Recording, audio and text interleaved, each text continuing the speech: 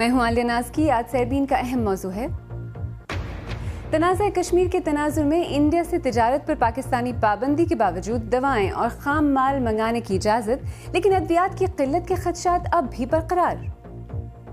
اب ہمیں دوسری طرف سے ابھی نہیں پتا کہ کہیں وہ ہمیں دوائی دینے را مٹیریل دینے سے انکار نہ کر دیں.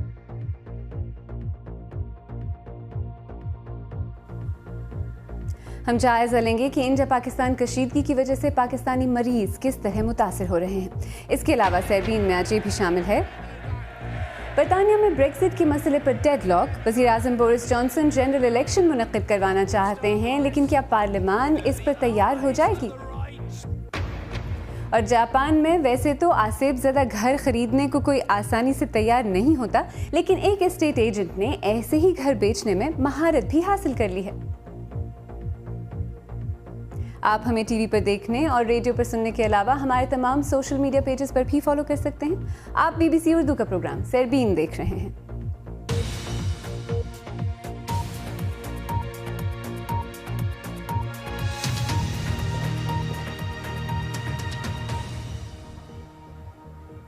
پاکستان میں فارماسیوٹیکل انڈسٹری کے مطابق زندگی بچانے والی بیشتر ادویات کی قیمتوں میں اضافے اور مارکیٹ میں ان کی کمی کا خدشہ بڑھ رہا ہے. اس کی ایک وجہ کشمیر پر انڈیا اور پاکستان کے درمیان جاری کشیدگی کے باعث تجارتی تعلقات کا منقطع ہونا ہے، جس کے بعد انڈیا سے آنے والے اور مختلف ادویات میں استعمال کیے جانے والے خام مال اور کیمیکلز کی بھی پاکستان میں درآمد مشکلات سے دوچار ہے. پاکستان فارماسیوٹیکل مینوفیکچررز ایسوسی ایشن کے مطابق پاکستان میں بنائی جانے والی ادویات میں استعمال ہونے والے خام مال کا تقریباً 50% حصہ انڈیا سے درآمد کیا جاتا ہے. دواؤں میں استعمال ہونے والے 820 کیمیکلز بیرون ملک سے منگائے جاتے ہیں، کیونکہ یہ کیمیکلز مقامی اجزاء سے پاکستان میں تیار نہیں کیے جاتے. ان میں سے کم از کم 62 ایسے کیمیکلز بھی ہیں جس کے لیے پاکستان انڈیا پر انحصار کرتا ہے، جبکہ 23 کیمیکلز تو ایسے ہیں جو زندگی بچانے والی ضروری ادویات میں استعمال ہوتے ہیں. پاکستان نے تو اپنی طرف سے انڈیا سے زندگی بچانے والی دواؤں کی درآمد پر پابندی ختم کر دی، لیکن پاکستان فارماسیوٹیکل مینوفیکچررز ایسوسی ایشن کے سابق چیئرمین امجد علی جاوا نے BBC کو بتایا کہ اس مسئلے کے حل ہونے کے لیے انڈیا کے راضی ہونے اور پروسیجر مکمل ہونے میں وقت لگ سکتا ہے. اب ہمیں دوسری طرف سے ابھی نہیں پتا کہ کہیں وہ ہمیں دوائی دینے را مٹیریل دینے سے انکار نہ کر دیں، نمبر 1. اور نمبر 2 ان کی طرف سے بھی کوئی پروسیجرل ڈیلیز نہ آئیں. تو ابھی تو زیادہ ٹائم نہیں ہوا، لیکن میرا خیال ہے 1 مہینے کے بعد یہ اس کے ایفیکٹس آنا شروع ہو جائیں گے. آج جو ہمارے لیڈرز کی بات ہوئی ہے اسلام آباد، تو انہوں نے کہا جی کہ we are working on it. انہوں نے کامرس منسٹری نے اپروو کر کے ہیلتھ ڈریپ والوں کو بھیج دیا ہے. انہوں نے اپنی recommendation. Now DRAP will hold a meeting of its policy board and decide, and it is ایک امید ہے کہ 1-2 دنوں میں یہ وہاں سے بھی ہو جائے گا، اور پھر یہ متعلقہ محکمہ کسٹم وغیرہ کو چلا جائے گا FBR کو. پاکستانی فارماسیوٹیکل کمپنی ولشائر کی پروڈکشن مینیجر انیتا مہدی نے BBC سے گفتگو میں بتایا کہ اگر انڈیا سے آنے والے خام مال اور کیمیکلز پر پابندی کا مسئلہ جلد حل نہ ہوا تو اس کا نتیجہ کیا ہو سکتا ہے. کچھ عرصے میں اگر یہ ٹریڈ جو کہ پاکستان انڈیا کے درمیان بند ہوئی ہے، اسٹارٹ نہ ہوئی، تو ایشو آ سکتا ہے اس کے اندر کہ ان انڈسٹریز کی پروڈکشن بند ہو سکتی ہے. اور چونکہ لائف سیونگ ڈرگز ہمارے پیشنٹس کو چاہیے اور ان کی ریکوائرمنٹ ہے، جو مسٹ ہے ان کی ڈیلی روٹین میں اس کا یوزز ہو رہا ہے. اس وجہ سے ہمیں مارکیٹ میں شارٹیج سے بچانے کے لیے ہمیں اسٹارٹ کرنے پڑے گا. جیسے آپ یہ دیکھ رہے ہیں، یہ ہمارا سالٹ ہے، ایکٹیو انگریڈینٹ ایٹینولول، جو کہ BP پیشنٹ کو دیا جاتا ہے اور جو کہ ریگولر ان کی میڈیسن میں یوز ہوتا ہے as per advise by doctor, اور یہ انہیں ڈیلی انٹیک کرنا پڑتا ہے.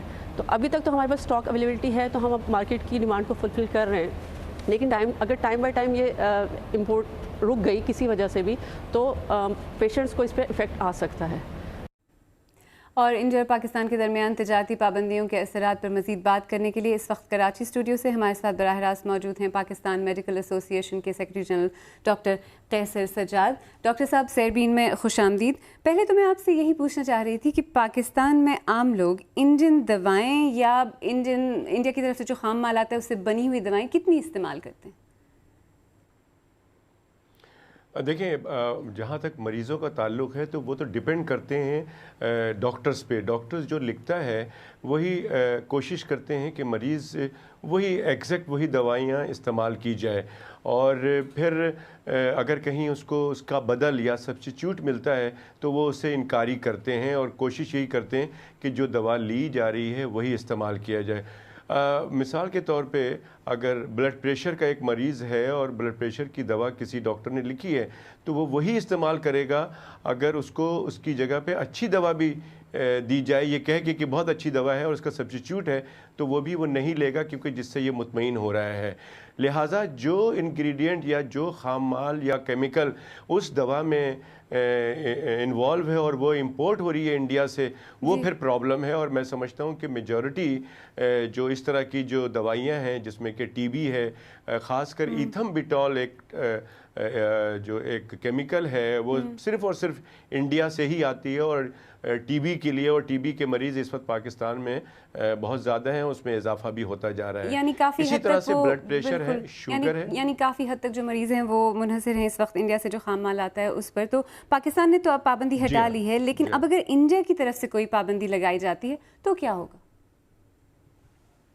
دیکھیے یہ بہت ہی انفارچونیٹ بات ہے, اور میں سمجھتا ہوں کہ چاہے جتنی بھی کشیدگی ہو, جتنی بھی fight who between the countries, یا جو بھی کشیدگی ہے, اس میں ہیلتھ یا ایک عام آدمی جو بیمار ہے اس کو انوالو نہیں ہونا چاہیے.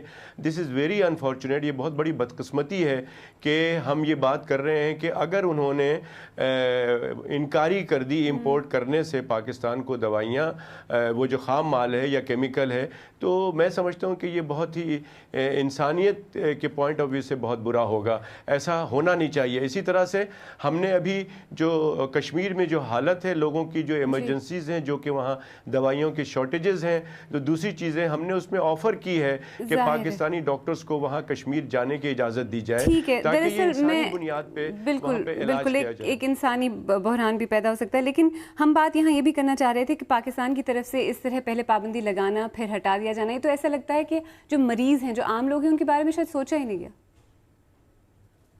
بالکل صحیح کہہ رہی ہیں آپ. یہ میں سمجھتا ہوں کہ سب پہ چیز پہ پابندی لگائیں, آپ ایسی چیزوں پہ پابندی لگائیں جس پہ صحت انوالو نہ ہو.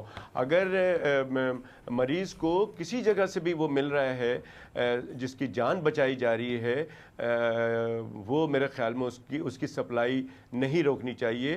اور یہ ایک بہت بڑا میں سمجھتا ہوں کہ یہ انسانی قتل ہوگا, اور چاہے وہ کوئی بھی کرے. لیکن بہرحال یہ فیصلہ ہوا ہے, بہت اچھا فیصلہ ہے, اور انڈین گورنمنٹ اگر اس کو روکے گی تو یہ بہت بڑا ظلم ہوگا انسانیت پہ. میں سمجھتا ہوں کہ یہ ایسا نہیں کرنا چاہیے. کراچی سے ڈاکٹر قیصر سجاد, ہم سے بات کرنے کا بہت شکریہ.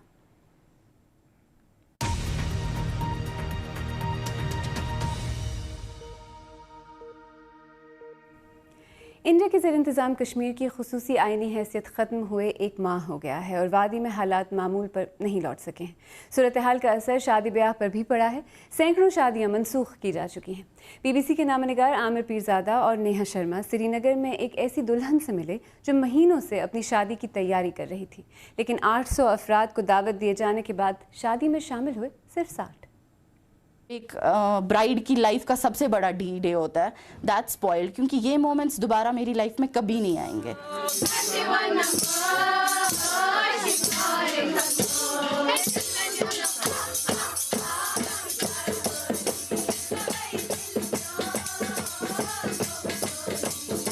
میرے بہت سارے پلانس تھے. میں نے اپنی لائٹنگ کا ایک تھیم رکھا ہوا تھا, ڈیکوریشن کا تھیم تھا گزیبو, جو میں ہمیشہ سے چاہتی تھی, لائیو فلاورس ہو, میرا ڈریس کوڈ اچھا ہو. ہم سب کزنس نے ڈریس کوڈ رکھا ہوا تھا, اور یہ ایک دم سے سب کچھ سٹاپ ہو گیا. کچھ ویسا بالکل نہیں ہوا جو ہم نے پلان کیا ہوا تھا. میرا شادی کا جوڑا آئے گا کہ نہیں آئے گا, اور I have to just go in a fern, وہ بھی نہیں مجھے پتا ہے کہ وہ گھر والے لے کے آ سکتے ہیں لال چوک سے کہ نہیں.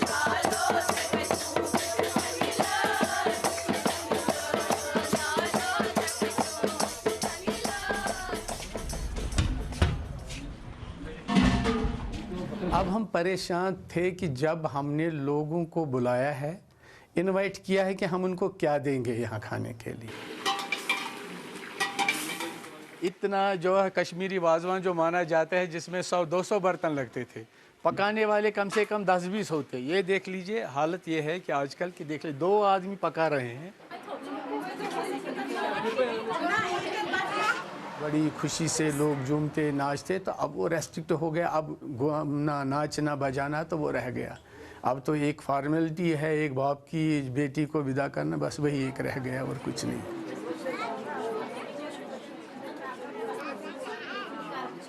وہ ایکسائٹمنٹ جو مجھے برائڈ والی ایکسائٹمنٹ تھی، واؤ پہلے میری شادی ہو رہی ہے، اب وہ بس ہے کہ ہاں شادی ہو رہی ہے. I just want to cry and I just want to tell Modi that you spoiled my D-Day.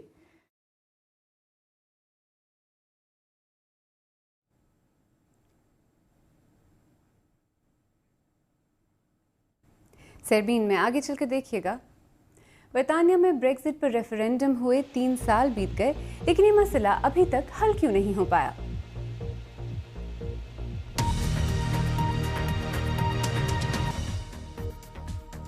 Be B سی اردو کے پروگرام سربین میں ایک بار پھر خوش آمدید. میں ہوں عالیہ ناز کی اور اب وقت ہوا ہے سوشلستان کا.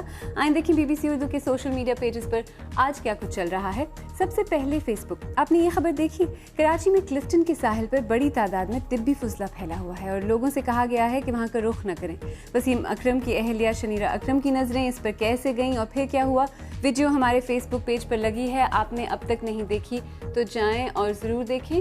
اس کے بعد آپ کو لے کر چلتے ہیں ٹویٹر. اچھا سوچیں کہ صرف ایک دن کے لیے آپ اپنے چاہنے والوں سے کسی بھی طرح کا رابطہ نہ کر سکیں، فون انٹرنیٹ سب بند ہو. کشمیر میں لاکھوں لوگ پچھلے 30 دن سے ایسی ہی حالت میں ہیں. اس بارے میں یہ آرٹیکل ہمارے ٹویٹر ہینڈل نے ٹویٹ کیا ہے، آپ بھی وہاں جا کر اسے پڑھ سکتے ہیں. اس کے بعد آپ کو لے کر چلتے ہیں انسٹاگرام. یہ پوسٹ دیکھیں، یہ تصاویر ہمارے قارئین نے ہمیں بھیجی ہیں. اس بار موضوع تھا گرین سپیسز یا ہری بھری جگہیں. بہت ہی خوبصورت تصاویر ہیں، ہمارے انسٹاگرام پیج پر لگی ہیں، جائیں اور دیکھیں. اور آخر میں آپ کو لے کر چلتے ہیں یوٹیوب. 1 سال پہلے برازیل کے قومی میوزیم میں آگ لگ گئی تھی اور ملک اور خطے کی تاریخ کے اہم شواہد راکھ ہو گئے تھے. اب اس کی یاد میں کچھ لوگ میوزیم کا خاکہ اپنی جلد پر گدوا رہے ہیں. اس بارے میں video B B C news کے یوٹیوب چینل پر لگی ہے، آپ بھی وہاں جا کر اسے دیکھ سکتے ہیں.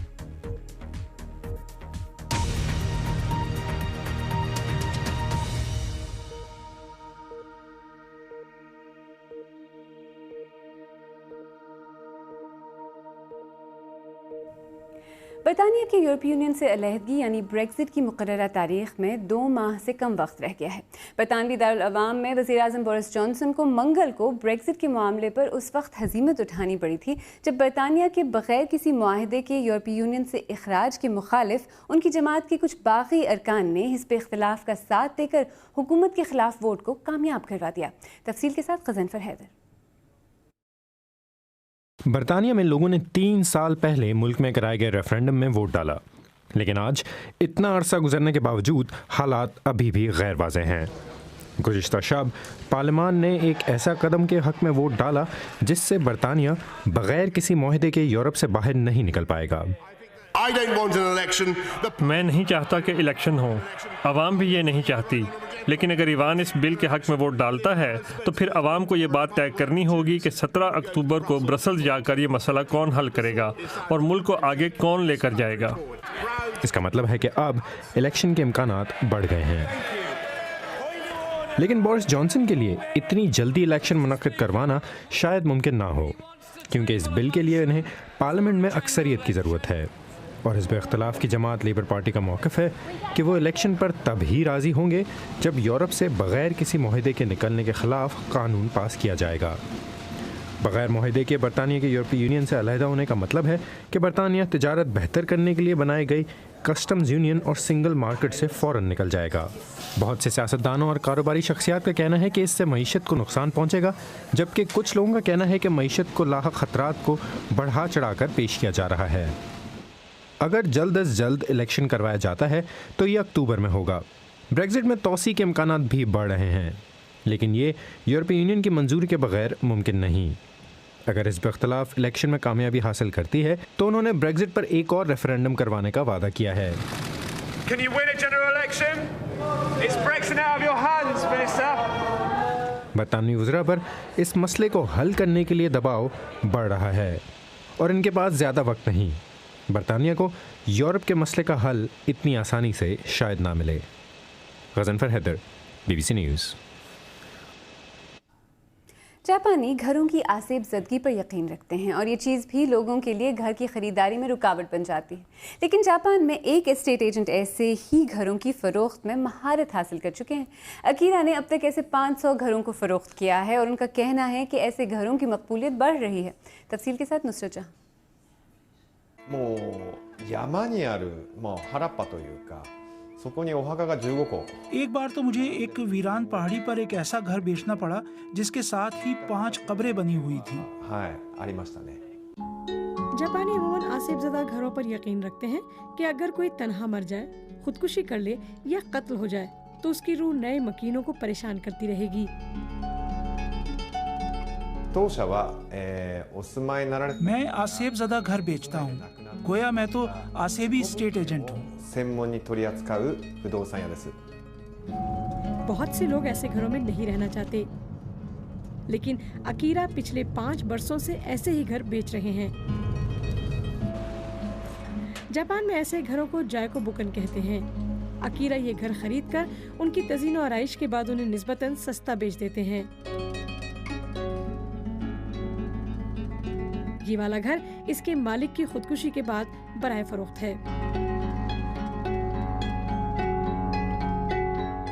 そうですね自己物件を購入される方なんですが जायको बुकन खरीदने वाले मेरे ज्यादातर ग्राहक नौजवान नस्ल के लोग हैं जो आसेब वगैरह पर यकीन नहीं रखते। まあそういったもう例とかもそこまでも信じてないと अकीरा ऐसे 500 आसिफ-ज़दा घर भुगता चुके हैं, लेकिन आबादी कम हो रही है, यानी घरों की तादाद बढ़ रही है।